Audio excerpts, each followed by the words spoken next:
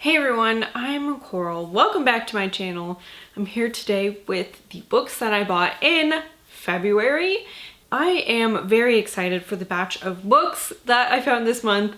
Particularly, there are a lot of really great vintage horror copies I found this month.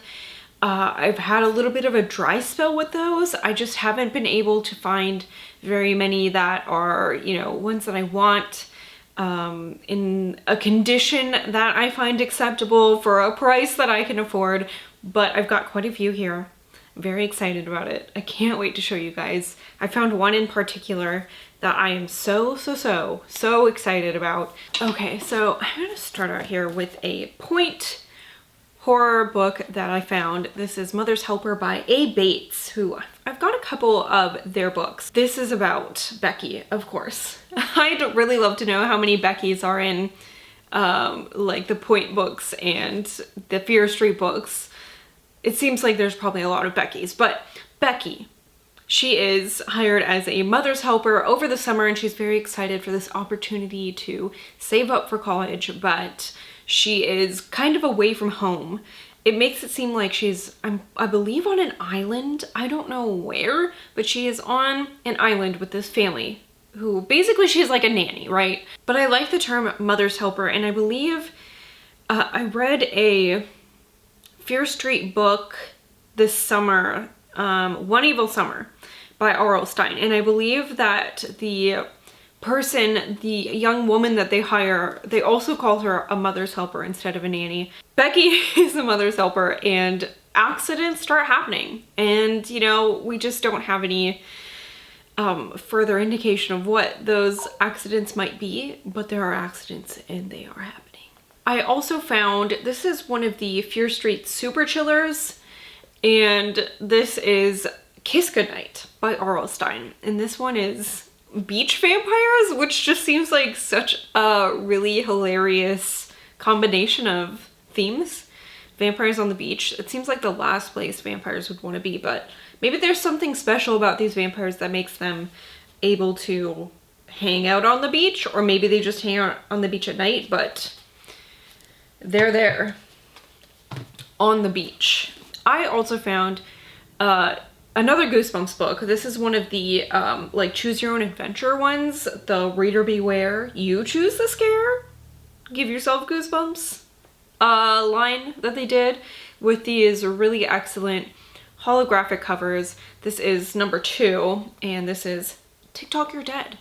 I believe this is one that I had when I was growing up, and I'm pretty sure I also had Batwing Hall and maybe like one other, but I didn't have very many of these, and I don't believe this is one that I finished.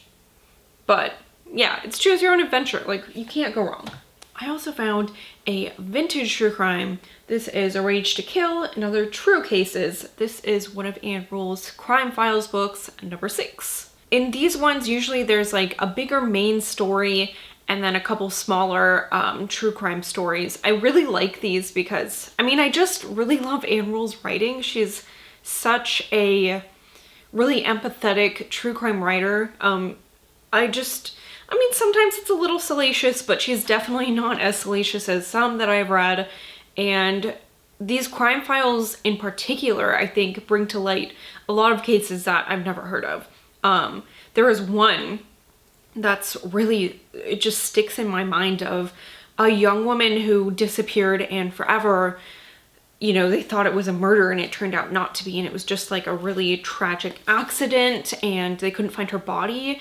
And that one wasn't in this. I can't remember which crime files this was in, maybe number 2. But yeah, so these aren't even all like murder cases. And I just really, her true crime files in particular are really fun to read. I also found a copy of The Influence by Ramsey Campbell. This was put out by Tor Horror, and it's got some fairly okay step back art. It's not super crazy or anything, but it's like a little girl. She's balanced on the hand of a creepy long-nailed crone, and this just says, "From beyond the grave, an old woman reaches out to steal the body and soul of an innocent child." That's all I know about this. This one, I believe, is featured in Paperbacks from Hell, which is how I heard of it. Next, I found a really great zebra cover. This is Sleep Tight by Matthew J. Costello.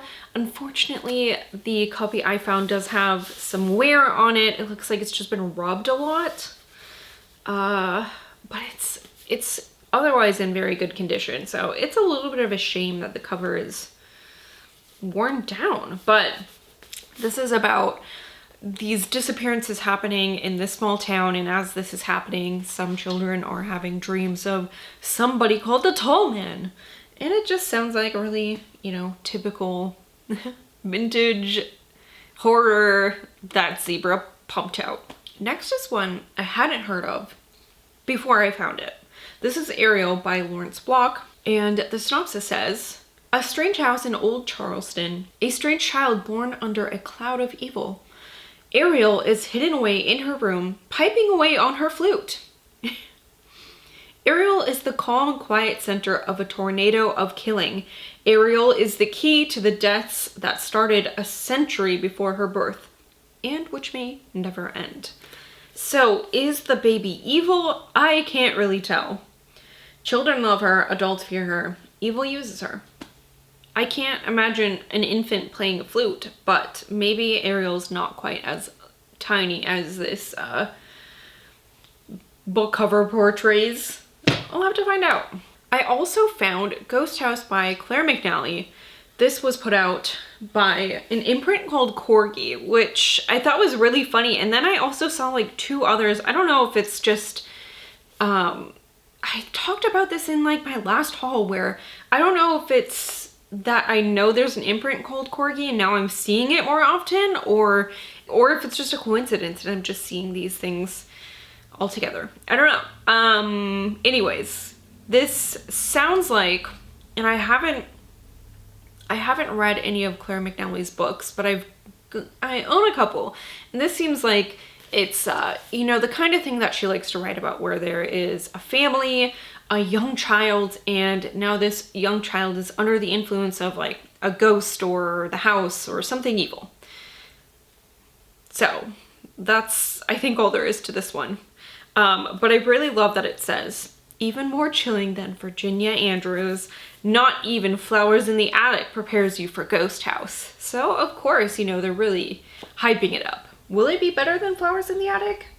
I don't know. All right, then I also, finally, this was released some time ago, announced some time ago, and I can't remember why I didn't pick it up when Valancourt announced that they were reprinting this, but I forgot about it. And then I saw a channel talking about it, Brocky Horror. He did a review of this, and I really like his videos. He kind of switches things up from video to video, which I enjoy and appreciate. And he reviewed this and I was like, oh yeah, I forgot that they had put this out. So this is a reprint, Gwen in Green by Hugh Zachary.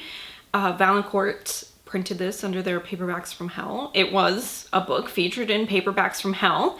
And this is about a couple, Gwen and I think George. I think there are two G names. And they like hit it big and buy a fucking island. So, okay, right? And they're living in this house on an island, and there's like a death in the past in this house, and I don't know, it starts to haunt them, I suppose, but not in a typical way. It seems like it mostly focuses on the wife, Gwen, and it changes her in some way. And this also says it's an eco horror, which, like, I'm into that. So this says first ever reissue, very exciting. I love the artwork of this so much. This is definitely something I'd buy to hang in my house. It seems like it would go well with like the weird Renaissance stuff I have. Not that I have a whole fucking collection, but I have a couple, I don't know, weirder pieces, I guess. I don't know, I just like the I don't know, weird, morbid Renaissance. I don't even know if I'm talking about the right period in history, but you know what I mean. Those weird old paintings. I almost dropped my phone, but I caught it in midair. Holy shit, I'm a fucking magician. I also found The Dogs by Robert Calder. Unfortunately, it does have the sticker. I'm really worried about taking this off because, as you can see, the spine already has a spot where it's like torn off. So I'm just worried that I'll tear this, but also ugly sticker. So this, I'm gonna read you the synopsis because I really like the way this is written. They are an experimental breed of canines, keenly intelligent, of sensory superiority, alertness and stress tolerance exceptional, strongly assertive, capable of massive, vicious aggression. At the age of 15 weeks, a male is missing. And 100 miles away, Alex Bauer has found a puppy. Oh my god, what a great synopsis. I can't wait to get to this. I was so excited. This is also one that was featured in Paperbacks from Hell. It's got sprayed edges. I don't know if they're all like that because also there are like some weird splotches. So I don't know if someone like DIY'd this or what, but it's fun. It's cool. I also found a copy of Barry Wood's Doll's Eyes. So this is about a woman, Eve, and she's born with a gift. It says, in her mind, she can see the pain, the terror, the blood, and the eyes. Cold and merciless, alive yet dead. So, I don't know. Something about her being, I don't know if it's like psychic or telepathic, but also there's a serial killer, which really, I think is a repeating trope that I've seen in vintage horror. What am I thinking of? Maybe Inheritance by Owen Brooks, maybe, Nocturnal by Ken Yulo, you know, something along those lines. I don't know. I'll have to read it and find out. This is not the final book in this fucking wrap up. In this haul. I bought quite a few books this month. But this is the one I'm most excited about. And I'm not even sure if this video does the cover any justice. I might definitely have to just take a picture of this and post it on like Instagram so you can see it in all its glory. But this is Totem by David Morrell. Morrell? I don't know. Is he a mushroom? Could be. And I don't even really know what this is about, but the artwork on this is just so good. And it seems like basically this is just a book where these killings are happening in this small town and no one really knows why. It calls the monster It. It is waiting, and while it waits, it grows stronger, deadlier. Soon they will run screaming for their lives. The cover, though, is just absolutely to die for, and I almost fucking screamed when I found this. And it's just in such great condition. I'm so excited. So good.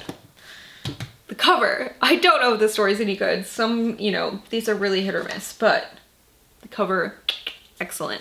I also picked up a really nice copy of Gerald's Game by Stephen King.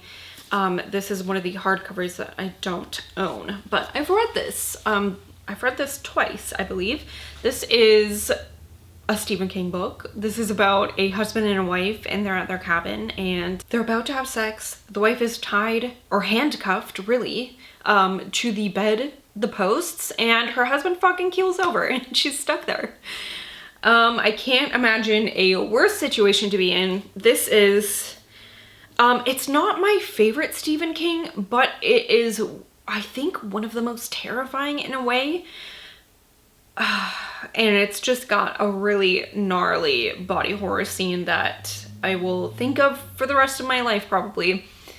The last time I read this, Zach was working out of town, and so I was home alone at night, and I was reading this, and there is a part at night where things get very fucking spooky, and I had to put this book down. And I think it's like one of the only times that a book has really, really scared me.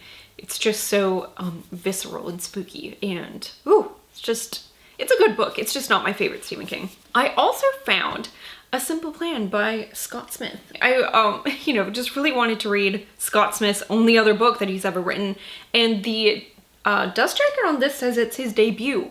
So it came out before The Ruins, and this is about a man and his brother's friend, and they find a crashed like single person plane, maybe like a Cessna type of plane, but it has a bag full of money in it, and they come up with a plan, a simple plan, in order to find a way to keep this money and keep it secret, but also keep it. And I'm assuming that things like don't go well. Next is a nonfiction book I picked up. This is called Unruly Places, Spaces, Secret Cities, and Other Inscrutable Geographies by Alistair Bonnet. And this is just like a nonfiction book about strange places on our planet. And I'm very excited to read this. I love these kind of like kooky, weird facts, you know, just like a book that you can talk about at the dinner table, you know what I mean? Full of strange facts. I love that. Strange places this author has been to and shit like that. So, oh, I forgot because it was in a different part of the pile. But I found this other vintage horror book, which is an anthology, The Architecture of Fear, which is edited by Catherine Kramer and Peter D. Potts. I don't know. But this is an anthology about spooky houses. And let's see, the back says, A Beginner's Guide to Various Motifs of Architectural Horror, which is a really fancy way of saying haunted house anthology.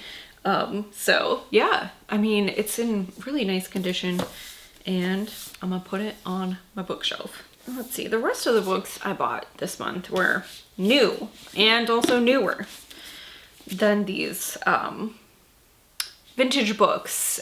This was a new release, Dead Silence by S.A. Barnes. I haven't gotten to it yet, but this is like a book that I'm definitely reading by the end of the month. I'm going to do a separate video review for this, so I'm not going to really tell you the synopsis. But this is sci-fi horror.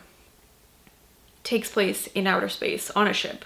And that's all I'm going to tell you. Also, Such a Pretty Smile by Christy DeMeester. This one I have read, and I'm going to film a full review video separately from this on it. So keep your eye out for that. All right, what else? I also picked up The Creek by Rain King, and it says this includes Husk, a misadventure horror story, but it seems like The Creek is about two teenagers who strike up a friendship, and it seems like it kind of follows that storyline where one of them is a little bit troubled and the other is trying to like help their friend out. And that's all I know about this. It's going to be short and sweet. Maybe I'll save it for Halloween when I like to just pump out a shitload of novellas. I also picked out a book that's been very buzzy in the horror community lately. This is Man, Fuck This House by Brian Asman. I bought this from the author and he signed it, which was really nice. So this was like a haunted house story, but it seems like it might be a little more than that. Like maybe the neighborhood itself is haunted or there's something more sinister going on. And I really love the cover of this. It's just very simplistic, but interesting. And next, I believe that these are both newer releases. This is new. This is String Follow by Simon Jacobs, and this is about these teenagers in this town that are being influenced in some way by something, and it seems like it's going to be almost like a coming of age story, but with like a weird group of people who I don't know if they're connected besides like the connection of the influence of this thing. I don't know, but it sounds really interesting, and I found it at Barnes & Noble. So I bought it because, as they say, every time I'm so scared of the horror section, the dwindling horror section, like not being there anymore. So I buy almost anything, you know, as long as I think it sounds interesting that I don't already own, if it's there. And if I can afford it, obviously. Like, I'm not going to bankrupt myself, but a lot of it's just like Stephen King again, and it's only like two, not even full shelves, like two like 3/4 shelves, and one of them is almost all Stephen King, and it really makes me very upset. So anyways, I also found The Perfect Ruin by Shanora Williams, which is like a revenge novel set in Miami. I also found a copy of City of Mirrors by Justin Cronin, which is the third and final book in the Passage trilogy, and I haven't read this one. I've been looking for a good used copy, and I found one. So now I'll have to read it and finish the series, which I've really liked so far. The first book, phenomenal. The second book, it really goes a different place. It takes a different path is what I'm trying to say. and I liked it. Not quite as much as the first, but it was really interesting. So I'm curious to see where this goes. Oh yeah, I forgot. This pre-order came in just yesterday, so I don't think I'm going to be able to finish this by the end of the month because it is 800 fucking pages. And some of the pages are damaged. Like, it looks like they got wet, but also it was raining yesterday. Anyway, this is the second book in the, Crescent City series by Sarah J. Maas. And I like the first one pretty well.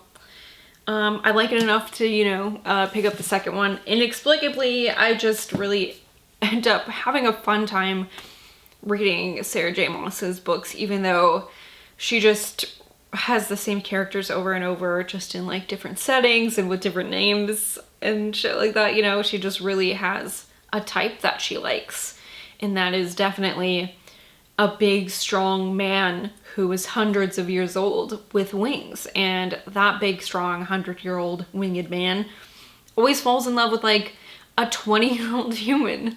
And it's really fucking weird, but I really love it. So I'm gonna keep reading them as weird, and I don't know, like maybe she just has some things to work out in her marriage or something. Okay, only a couple more here. These were subscriptions, and I'm really cutting down on my subscriptions. I've canceled both of my Owl Crate and my Fairy Loot just because, as much as I like these books that they put out and like the special editions and the attention to like the quality and the detail of the books that they're putting out, I just get so much extra shit that I absolutely do not fucking need. And it's like, am I really paying like 40 bucks for a book? Even if it's special edition every month, you know what I mean? Like twice, because I'm doing it 2 times. Anyways, this was from Fairy Loot. Very beautiful. Oh my god. I did an unboxing for this, so that's in the vlog that I did for my readathon. What is it called? The My Bloody Valentine readathon. And this is like a girl who hails from a monster family, and she crushes on a boy who is from a family who's fighting her monster family. And like, she didn't know she was from a monster family, but now she knows. And it's because this boy that she likes wants to kill her family. I don't know. Then also, this came from Owl Crate. This is Skin of the Sea by Natasha Bowen. It's got a really pretty hardcover and like some art on the dust jacket. And this is about a mermaid who's punished for saving a human who's fallen off the boat, and I don't know what her punishment is, but if I read it, I'll find out. Okay, and then the rest of this stuff was in various Owl Crates. Not Owl Crates, Nightworms packages. You can watch the unboxings if you care to know the synopsises. This is Road of Bones by Christopher Golden. Also in this, I forgot to grab off my shelf because I've already hauled it, but Waif by Samantha Coy-Lesnick. We got, I got 2 things this month because the mail was late, but When Things Get Dark, which is an anthology inspired by Shirley Jackson, and then also The Sundial by Shirley Jackson. And holy cow, we fucking made it. Now I get to put all these books on my shelf somewhere. I don't know where. I'm almost running out of room. I have like 2 shelves that don't have books on them now, and that's quickly going to be filled up because I'm just trying to cut down. And this month hopefully will be an anomaly. I just found so many good vintage books, and I couldn't say no to them because they're not going to be here forever. You know what I mean? They're going to be bought up. They're going to be gone, and they're out of print. So like, I find a way to justify it, right? But anyway, that's what I acquired this month. Thank you so much for watching. If you've made it to the end, give yourself a pat on the back. Oh man. So that's all I have for today. I will see you guys later. Goodbye.